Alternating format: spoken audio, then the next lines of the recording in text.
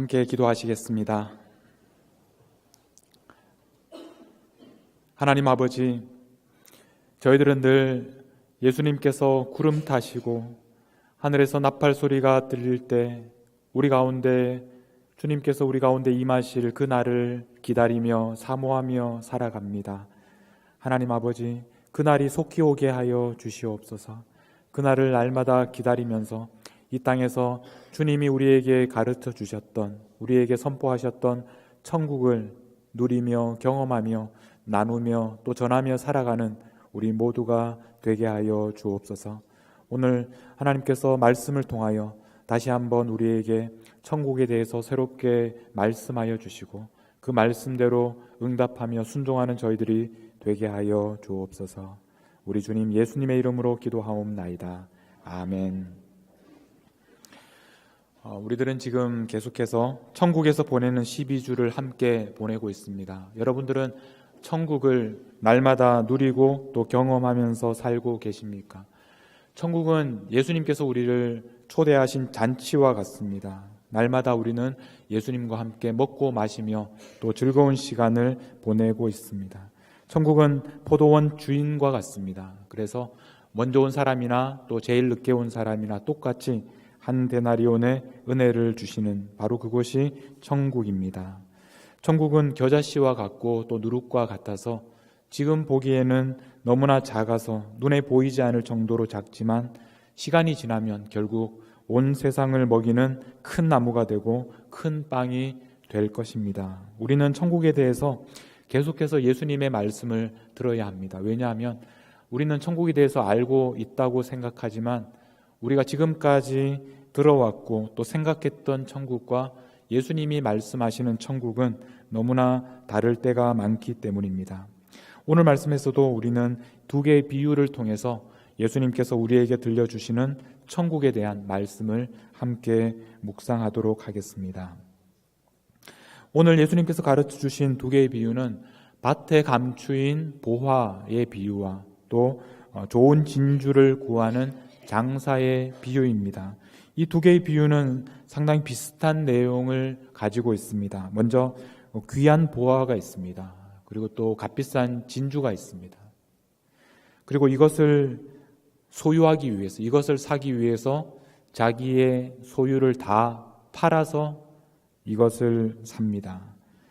예수님께서 왜 이렇게 비슷한 두 가지의 비유를 말씀하셨을까? 이것이 중요하기 때문에 반복해서 말씀하시는 것일까? 한번 이 두 비유를 살펴보겠습니다. 먼저 첫 번째 비유를 좀 더 살펴보도록 하겠습니다. 44절 말씀을 우리 같이 한번 읽겠습니다. 시작. 천국은 마치 밭에 감추인 보화와 같으니 사람이 이를 발견한 후 숨겨두고 기뻐하며 돌아가서 자기의 소유를 다 팔아 그 밭을 사느니라. 천국이 무엇과 같다고 하셨습니까? 마치 밭에 감추인 보화와 같다고 말씀하셨습니다. 왜 밭에 보화가 감추어져 있을까요? 우리가 지금은 잘 이 상황이 실감이 나지가 않지만 그 당시 사람들에게는 아마 예수님의 이 말씀이 마음에 와닿는 이야기였을 것입니다. 지금처럼 은행이 잘 발달되어 있던 때가 아니었기 때문에 큰 돈을 어디에다가 숨기겠습니까? 큰 돈을 숨길 수 있는 가장 안전한 장소가 바로 그 당시 사람들이 생각하기에는 땅 속이었습니다. 그래서 땅 속에다가 보화를 묻었습니다. 우리가 잘 아는 달란트 비유에도 보면 한 달란트 받은 종이 그 돈을 어디에다 보관했습니까? 한 달란트는 적은 돈이 아니었습니다. 그것을 가장 안전하게 보관하기 위해서 선택한 방법이 바로 땅 속이었습니다.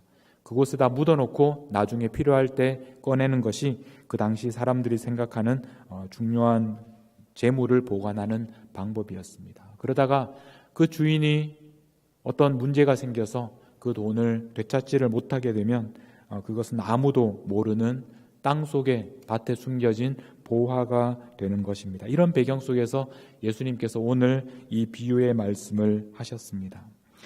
천국은 밭에 숨겨진 보화와 같다라고 말씀하셨는데 이것은 천국에 대해서 두 가지의 성격에 대해서 말씀하시는 것입니다. 첫 번째는 천국이 얼마나 가치 있는 것인가, 얼마나 귀한 것인가, 누구나 갖고 싶어하는, 그 밭에 감추어져 있는, 누구나 그것을 찾고 그것을 소유하고 싶어하는 그런 가치가 있는 것이 바로 천국이다라는 것입니다. 그리고 두 번째는 천국은 숨겨져 있고 또 감추어져 있다라는 것입니다. 누구나 그것을 소유할 수 있는 것이 아니라 그것이 감추어져 있고 숨겨져 있기 때문에 그것을 발견하는 사람들만 가질 수 있는 그런 귀한 것이다. 귀한 것이지만 동시에 숨겨져 있다라는 것이 이 천국의 두 가지 성격입니다. 그런데 이렇게 감추어진 보화를 한 사람이 발견했습니다. 어떻게 이 사람이 그 보화를 발견할 수 있었는지에 대해서는 예수님은 말씀하고 있지 않습니다. 땅에 숨겨져 있었기 때문에 아마도 그 사람은 땅을 팠기 때문에 찾을 수 있었을 것입니다. 많은 사람들이 생각하기를 아마 이 사람은 이 주인의 땅을 소작해서 이렇게 농사짓던 소작농이었을 것이다 라고 생각합니다. 어떤 사람들은 이 보물을 찾기 위해서 열심히 땅을 파다가 이것을 발견했다고도 얘기합니다. 어쨌든 이 사람은 보화를 발견하고 나서 그 보화가 얼마나 가치 있는 것인가를 알아보았습니다. 그 가치를 눈치채고 나서 그런데 문제는 이 땅이 자기의 땅이 아니었다는 것입니다. 땅 속에 있는 그 보화를 소유하기 위해서는 그 당시에는 그 땅의 주인이어야만 했습니다. 그 땅의 소유권을 가져야 그 땅 속에 있는 보화도 가질 수 있었습니다.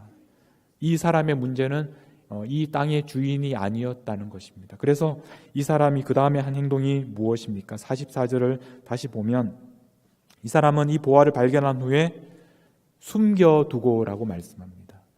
힘들어 발견했는데 그것을 다시 숨겼습니다. 숨겨진 것을 발견했는데 왜 다시 숨겼을까요? 그것은 바로 그 보화를 자기가 소유하기 위해서였습니다.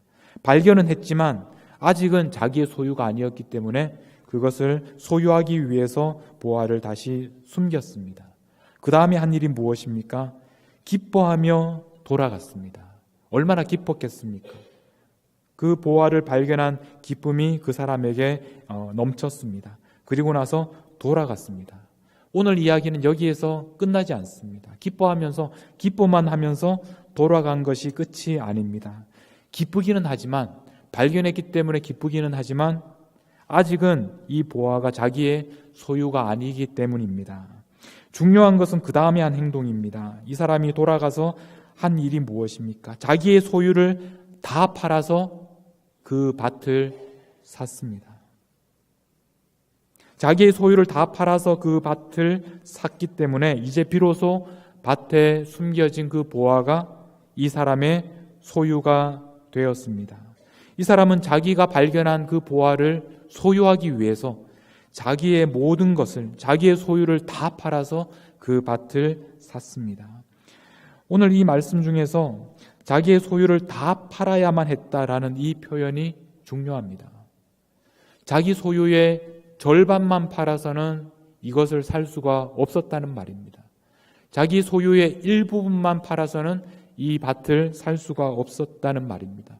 이 밭을 소유하기 위해서는, 그래서 그 밭에 감추어져 있는 보화를 소유하기 위해서는 자기의 모든 소유를 팔아야만 했다라는 것입니다. 이 사람의 인생에 있어서 이것이 얼마나 중요한 결정이었는지 모릅니다. 이 사람에게는 그만큼 이 보화를 얻는 것이 중요했기 때문에 자기의 모든 것을 팔아서라도 그 밭을 사려고 했습니다. 여러분, 천국을 얻는 것이 쉬운 일이 아닙니다. 왜냐하면 천국은 밭에 감추어져 있기 때문입니다. 그리고 그것을 발견했다고 하더라도 자기 모든 것을 팔아서 그 땅을 사야 하기 때문에 그만큼 소유하기가 어렵습니다. 여러분들은 밭에 감추어져 있는 보화를 발견하셨습니까? 여러분들은 과연 여러분들이 모든 가지고 있는 것을 팔아서라도 그것을 사고 싶은, 그것을 살 수 있는 밭에 감추어져 있는 그 보화, 그 천국을 여러분들은 발견하셨습니까? 그리고 그것을 소유하기 위해서 여러분의 모든 소유를 다 파셨습니까? 우리는 모두 천국을 소유하고 싶어 합니다. 우리는 누구나 천국을 가지고 싶어 합니다. 그러나 우리의 모든 소유를 다 파는 것은 쉽지 않습니다. 우리는 이것은 어렵다고 생각합니다. 그러나 여러분, 이 보화를 발견한 사람에게는 어땠을까요? 이 보화를 발견한 사람에게는 자기가 발견한 것이 얼마나 귀한 것인지를 알고 있었기 때문에 자기가 소유한 모든 것을 파는 것이 전혀 어려운 일이 아니었습니다. 이 사람에게는 모든 것을 팔아서 그 밭을 사는 것이 너무나 당연한 행동이었습니다. 예수님의 제자들은 모든 것을 버리고 예수님을 따랐던 사람들입니다. 마태복음 19장 27절에 보면 베드로가 이렇게 예수님에게 말씀합니다. 보소서, 우리가 모든 것을 버리고 주를 따랐사온데 그런즉 우리가 무엇을 얻으리까요? 베드로는 예수님에게 이렇게 말합니다. 우리는 모든 것을 버리고 주님을 따랐습니다. 주님이 그만큼 귀한 분이시기 때문에 우리는 모든 것을 버리고 주님을 따랐습니다. 이렇게 고백합니다. 우리가 생각하기에는 어떻게 이렇게 할 수 있을까?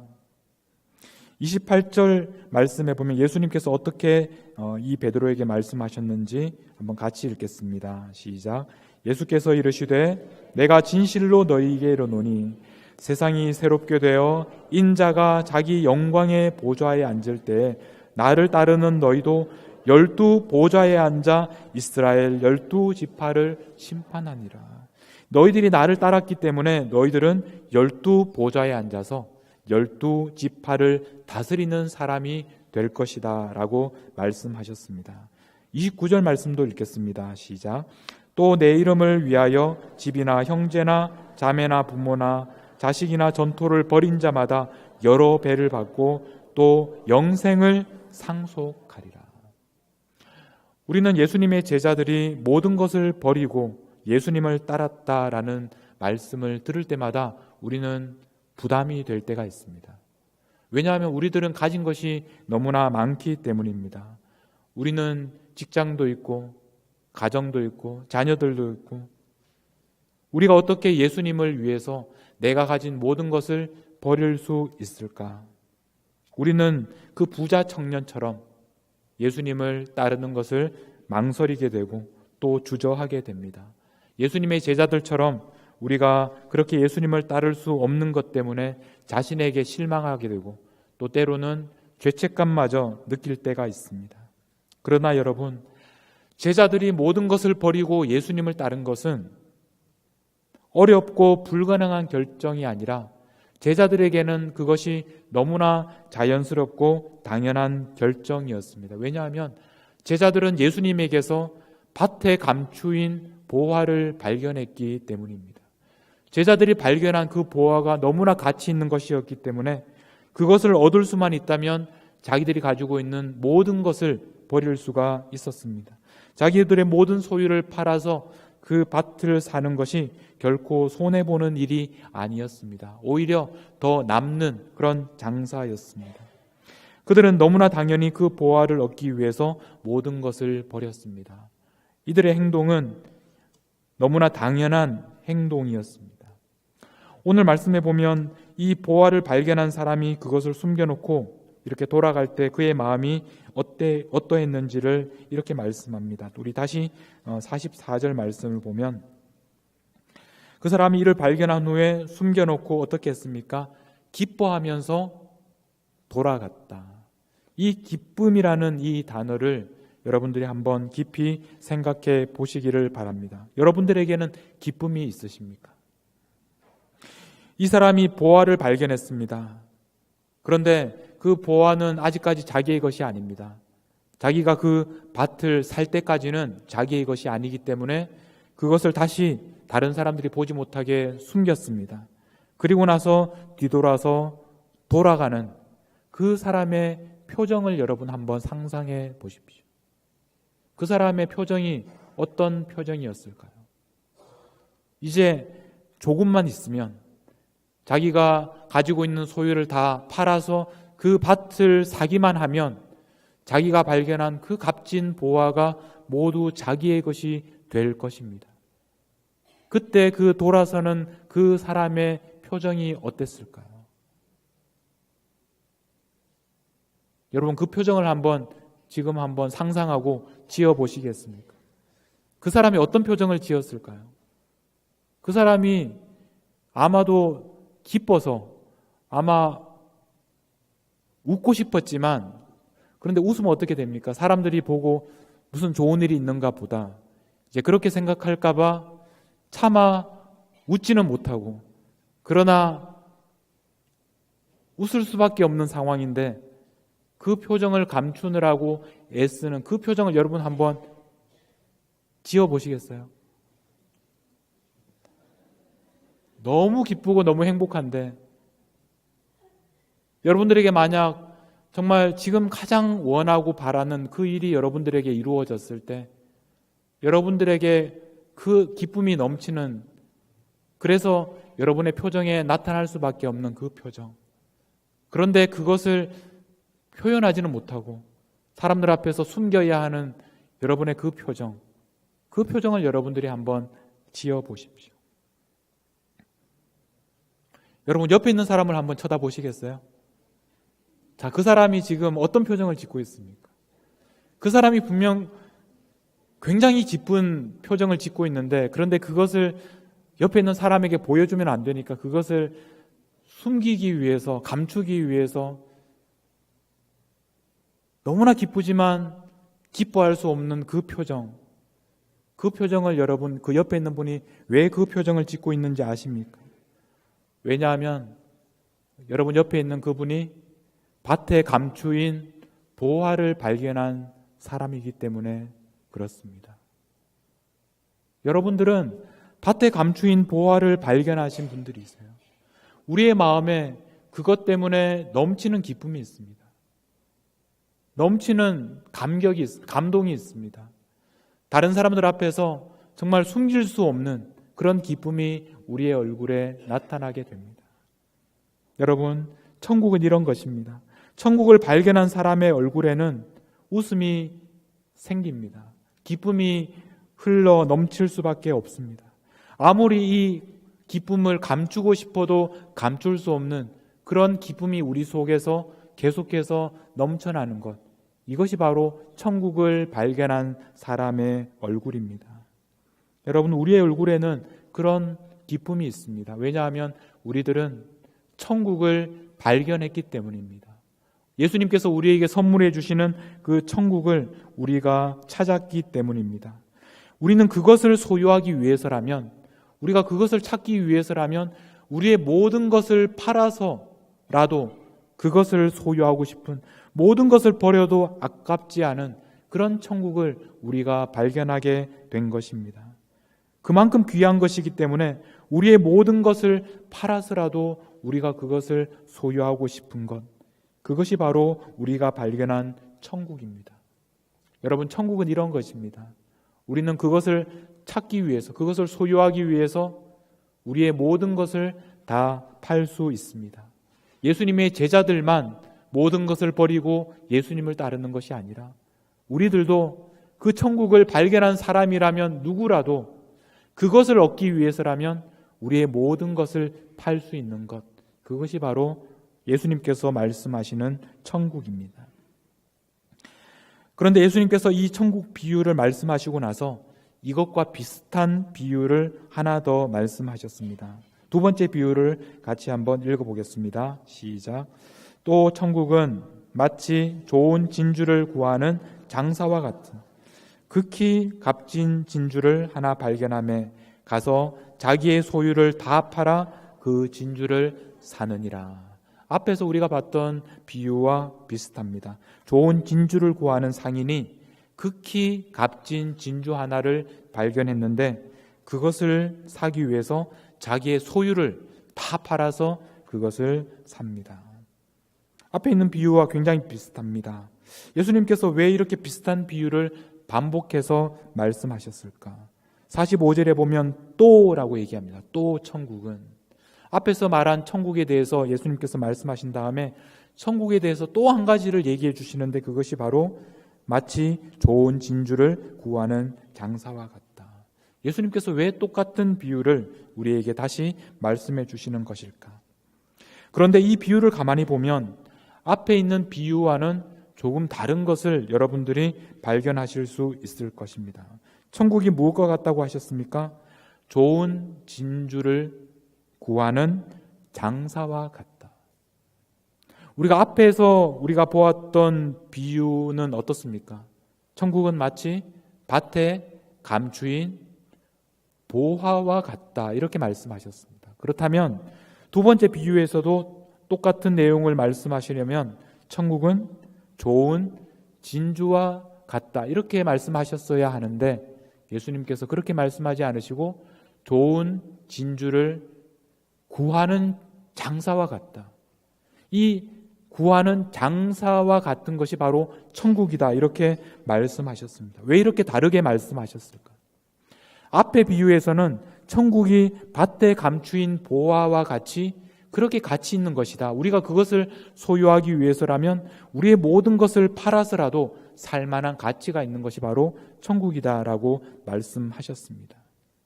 그런데 이 두 번째 비유는 천국은 좋은 진주가 아니라 좋은 진주를 구하는 장사와 같다. 이 장사, 이 상인에 대해서 우리가 관심을 가져야만 합니다. 이 장사가, 이 상인이 진주를 사기 위해서 얼마나 많은 것을 지불했는지, 얼마나 많은 것을 희생했는지에 대해서 말씀하고 있습니다. 우리는 지난 시간에 천국을 포도원 주인과 같다라고 했던 말씀을 읽었습니다. 20장 1절에 보면 천국은 마치 품꾼을 얻어 포도원에 들여보내려고 이른 아침에 나간 집 주인과 같다라고 하셨습니다. 그래서 이 말씀을 통해서 우리는 천국의 주인이 어떤 분이시라는 것을 알게 되었습니다. 마찬가지로 오늘 이 비유를 통해서도 우리는 천국의 상인이 어떤 분인가에 대해서 우리는 알게 됩니다. 천국은 바로 이 상인과 같은데 어떤 사람입니까? 좋은 진주를 찾는 사람, 좋은 진주를 구하는 사람입니다. 그래서 이 사람은 극히 값진 진주를 발견했습니다. 그래서 자기의 모든 소유를 다 팔아서 그 진주를 샀습니다. 여러분, 이 천국의 상인이 누구를 가리키고 있을까요? 이 상인의 모습에서 우리는 누구의 모습을 발견할 수 있습니까? 마태복음 18장 12절 말씀입니다. 예수님께서 이렇게 말씀하셨습니다. 너희 생각에는 어떠하냐? 만일 어떤 사람이 양 100마리가 있는데 그 중에 하나가 길을 잃었으면 그 99마리를 산에 두고 길 잃은 양을 찾지 않겠느냐? 99마리 양을 두고 한 마리 길 잃은 양을 찾고 찾는 바로 이 예수님. 우리는 예수님의 모습을 바로 이 천국 상인의 모습에서 찾을 수 있습니다. 예수님은 어떤 분입니까? 예수님은 좋은 진주를 구하는 상인과 같습니다. 예수님은 극히 값진 진주를 발견하셨습니다. 그래서 예수님은 자기의 소유를 다 팔아서 그 진주를 사셨습니다. 예수님께서 말씀하시는 이 두 번째 비유는 천국이 얼마나 값어치가 있는가, 천국의 가격에 대해서 말씀하시는 비유가 아니라 천국의 상인이 어떤 사람인가, 그 상인이 값진 진주를 사기 위해서 얼마나 큰 희생을 치러야 했는가 하는 것을 우리에게 말씀하고 있습니다. 예수님은 바로 이 천국의 상인과 같은 분이십니다. 예수님은 값진 진주를 발견하시고 그것을 사시기 위해서 자신의 생명도 아끼지 않으시고 모든 희생을 치르시면서까지 그 한 값진 진주를 사기 위해서 모든 것을 파셨습니다. 이렇게 보면 값진 진주가 무엇입니까? 바로 우리들입니다.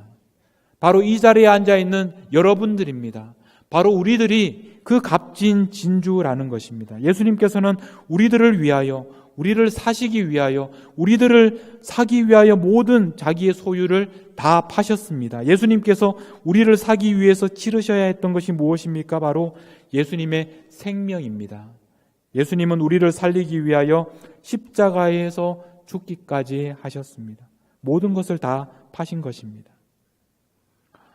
어떤 분들은 이렇게 생각하실지 모르겠습니다. 이 비유는 틀렸습니다. 저는 그렇게 값진 진주가 아닙니다.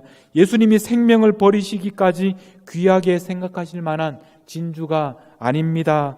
라고 생각하실지 모르겠습니다. 그러나 여러분, 우리는 모두 귀한 진주가 아닙니다.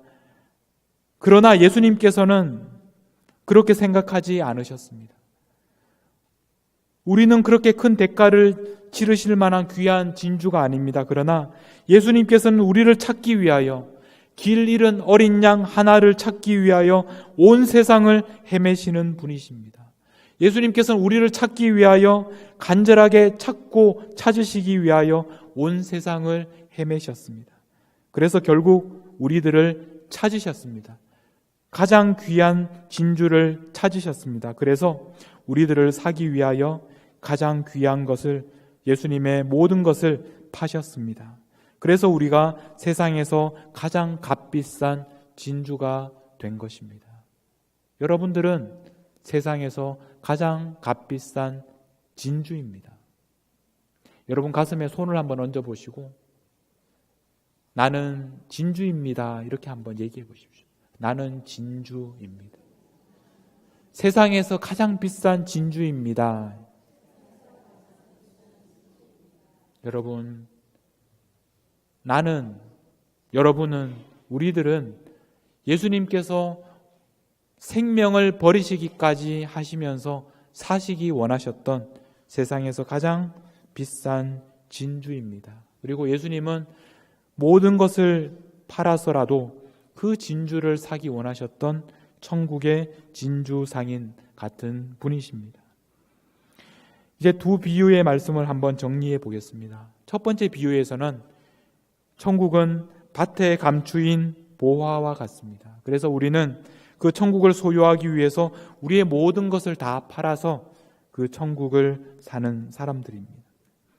두 번째 비유에서 천국은 값진 진주를 구하는 진주 상인과 같습니다. 예수님은 우리를 사시기 위해서 예수님의 모든 것을 다 팔아서 우리들을 사셨습니다. 첫 번째 비유는 천국의 가격에 대한 말씀이고, 두 번째 비유는 천국이 우리들을 위하여 지불한 가격에 대한 말씀입니다. 첫 번째 비유는 천국이 얼마나 귀한 것인지, 그래서 우리가 천국을 소유하기 위해서 우리가 지불해야 될 가격에 대한 말씀이고, 두 번째 비유는 천국의 주인이신 예수님께서 우리를 위하여 가장 귀한 진주와 같은 우리를 구속하기 위하여 예수님이 지불하셨던 가격에 대한 말씀입니다. 이 둘은 서로 연결이 되어 있습니다. 예수님께서는 모든 것을 팔아서 가장 귀한 것을 사셨습니다. 우리들도 마찬가지로 모든 것을 팔아서 가장 귀한 것을 사는 것입니다. 예수님이 우리를 위하여 값진 대가를 지불하셨기 때문에 우리들도 천국을 위하여 값진 대가를 지불할 수 있게 된 것입니다. 양쪽 편에서 함께 일어나는 일입니다. 이것이 바로 천국입니다. 여러분은 천국을 발견하셨습니까? 밭에 감추어져 있는 보화와 같이 세상 무엇으로도 비교할 수 없는 가장 값진 그 보화를 발견하셨습니까? 여러분의 얼굴에 그 기쁨의 웃음이 있으십니까? 그렇다면 우리는 우리의 모든 소유를 다 팔아서라도 그 천국을 살 수 있습니다. 여러분, 어떻게 해서라도 그 천국을 소유하시기 바랍니다. 세상에서 가장 귀한 그 천국을, 여러분의 모든 것을 다 팔아서라도 그 천국을 소유하시는 여러분들이 되시기를 바랍니다. 우리가 어떻게 우리가 이 천국을 발견하고 또 이 천국을 살 수 있게 되었습니까? 그것은 바로 예수님께서 우리를 위하여 모든 것을 파셨기 때문에 가능하게 되었습니다.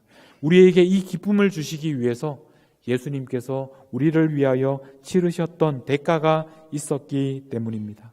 예수님께서 우리를 찾고 찾아서 우리를 사시기 위하여 모든 소유를 다 파셨던 그 예수님을 기억하십시오. 그래서 우리가 천국을 살 수 있게 된 것입니다.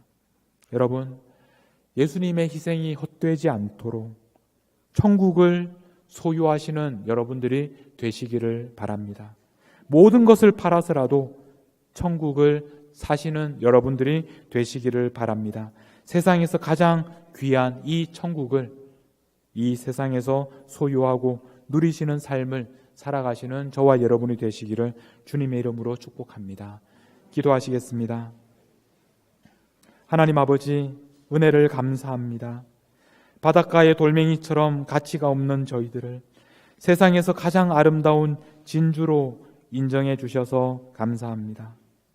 예수님께서 우리를 위하여 찾고 찾으시며 모든 소유를 다 팔아서 구속해 주신 것을 감사합니다. 이제 우리에게 선물해 주신 천국을 소유하기 위하여 우리의 모든 소유를 다 팔 수 있는 지혜로운 사람들이 되게 하여 주옵소서. 그래서 이 세상에서 천국을 소유하며 누리는 저희들이 되게 하여 주옵소서.